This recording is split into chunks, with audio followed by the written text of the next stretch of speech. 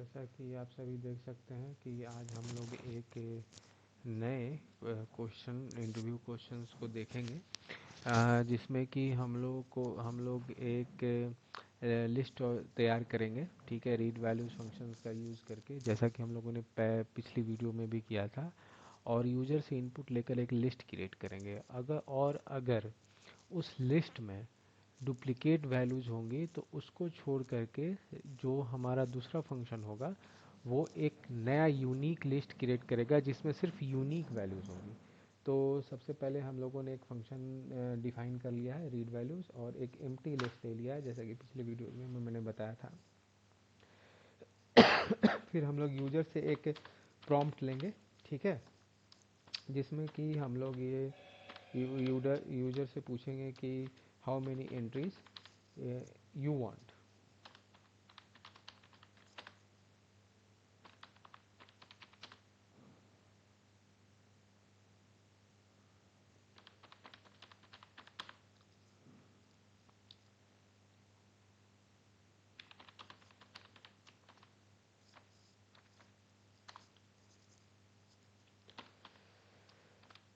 और फिर if n is less than equals to 0 then this will just return the list, मतलब ये list को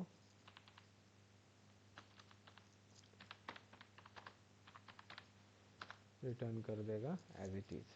ठीक है, और अगर 0 नहीं है तो फिर हम लोग इसको फोर लूप का यूज़ करके इस एम्प्टी लिस्ट को फिल करेंगे। In range 1 n plus 1।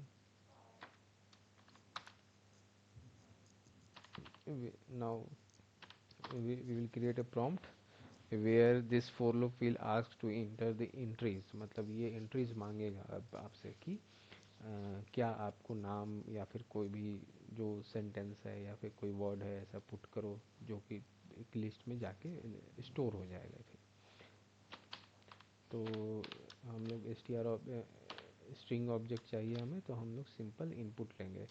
ठीक है, और नंबर के फॉर्म में चाहिए तो इसको टाइप कास्टिंग कर देंगे इंट इनपुट करके। ठीक है, तो अभी enter semicolon name. Okay, तो सेमी कॉलन नेम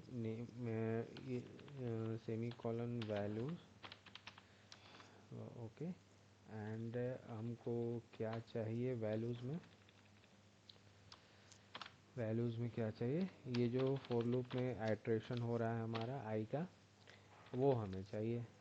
ठीक है, उतने टाइम्स मतलब चाहिए। ठीक है, एन की n+1 और रेंज फंक्शन की यूज़ कर रहे हैं तो 1 to n ही ये आइट्रेशन होगी इसकी। तो जब ये आइट्रेशन हो जाएगी नेम्स की तो हम इसको अपेंड कर देंगे किस में, लिस्ट में। ठीक है, तो हमारे लिस्ट में ये सब जा कर के स्टोर हो जाएंगे। ठीक है, अब लिस्ट में स्टोर हो गए। जब लिस्ट में स्टोर हो गए तो अब हमको रिटर्न चाहिए। ठीक है, तो रिटर्न लिस्ट को रिटर्न कर लिया, ये मतलब हमारा आउटपुट हो गया। हमें आउटपुट चाहिए, हमने प्रोसेस कर लिया तो हमें आउटपुट चाहिए। फिर अभी हम दूसरा फंक्शन क्रिएट करेंगे इसका हम लोग नाम देंगे गेट यूनिक वैल्यूज़, या फिर इसको रख देते हैं यूनिक। ठीक है, यूनिक सिंपल, लेकिन लंबा चौड़ा नाम रखने से कोई फ़ायदा नहीं है। फिर हम इस फंक्शन में, ठीक है, इस फंक्शन में दूसरे जो पहले जो हमने रीड वैल्यूज फंक्शन क्रिएट किया है उसको कॉल करेंगे ताकि हमारा लिस्ट जो है इसमें बना बनाया मिल जाए हमें। ठीक है, तो अब अगर इसका लिस्ट का में अगर कुछ नहीं है, ठीक है, ज़ीरो है, मतलब कोई वैल्यू ही नहीं प्रेजेंट है, तो हम सिस्टम को बोलेंगे कि भैया प्रिंट कर दो ये कि लिस्ट एम्प्टी है। ठीक है, लिस्ट इज एम्प्टी। और अगर लिस्ट एम्प्टी नहीं है, ठीक है, लिस्ट लिस्ट एम्प्टी नहीं है, तब क्या करना है? तब इसको करना है कि एक यूनिक लिस्ट तैयार करो एम्प्टी, ठीक है। और इसमें अब हम यूनिक एलिमेंट्स को भरेंगे। तो ये मैं यहाँ पर मैं दो तरीके बताऊँगा कैसे हम यूनिक एलिमेंट्स को कर सकते हैं। एक सिंपल सा तरीका है, यहाँ पर भी फॉर लूप का ही यूज़ करेंगे। फॉर लूप का हमने यूज़ किया, ठीक है।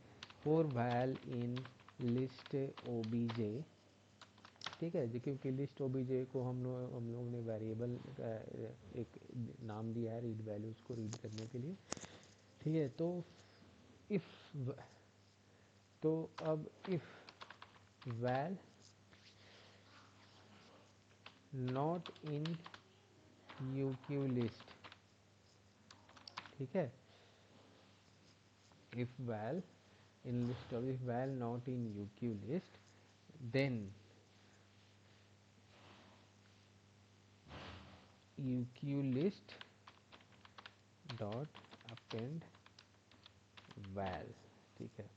अब इस फॉर लूप का क्या मतलब है? इस फॉर लूप का मतलब ये हुआ, पहले मैंने कोड लिख लिया, ठीक है। मैं एक्सप्लेन कर रहा हूँ आपको कि अगर ये पहले तो ये लिस्ट ऑब्जेक्ट के वैल्यूज़ को देखेगा ये फॉर लूप, ठीक है। फिर ये इस यूक्यू लिस्ट जो हमने एम्प्टी लिस्ट क्रिएट किया है उसमें जाकर देखेगा कि ये जो वैल है, अगर ये जो हमारा मतलब वेरिएबल में हम लोगों ने क्रिएट किया जो आइट्रेट कर रहा है इसमें, तो ये यूक्यू लिस्ट में है कि नहीं। अगर नहीं है तो यूक्यू लिस्ट में अपेंड कर दो वैल को।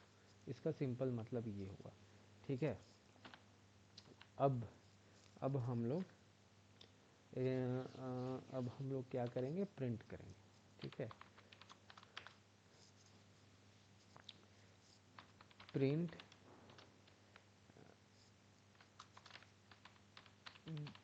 Given list, okay.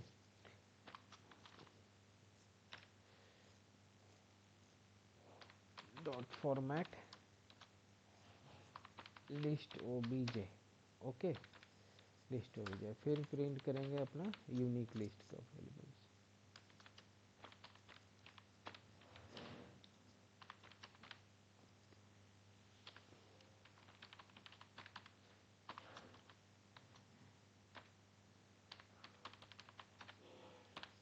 Dot format UQ list, okay.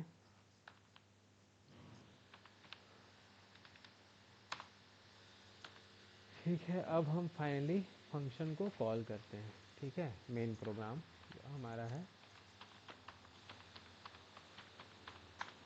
Function call करते हैं। तो हमारा फंक्शन क्या है यहाँ पर, यूनिक, जिसको हमें कॉल करना है,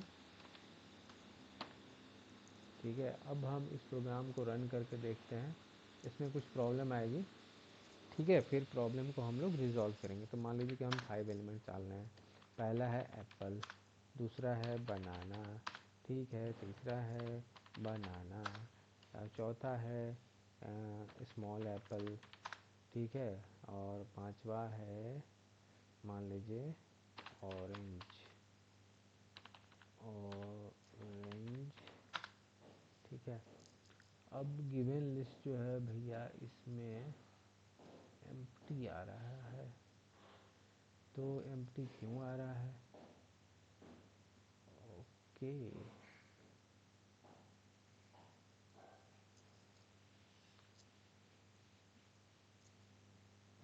ओके। तो एम्प्टी क्यों आ रहा है? गिवन लिस्ट हमारा list for I dot append,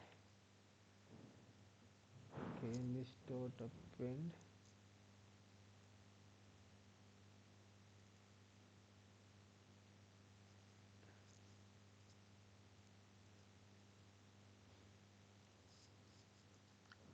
और यहाँ पर मैंने लिस्ट कर दिया है, इसको नेम करेंगे, ओके।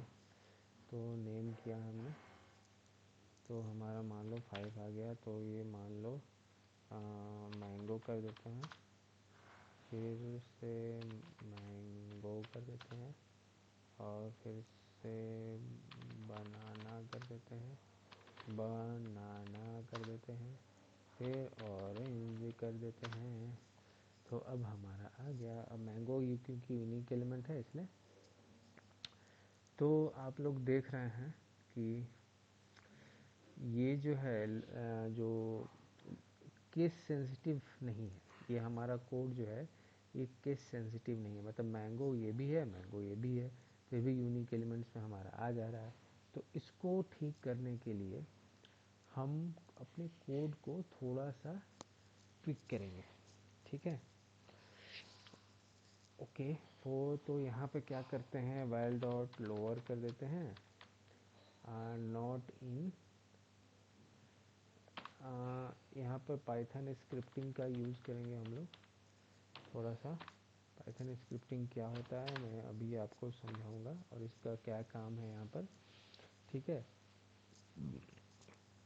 तो not in x dot lower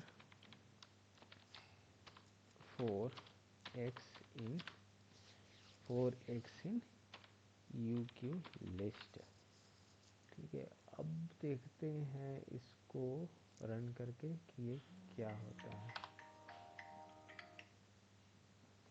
ठीक है।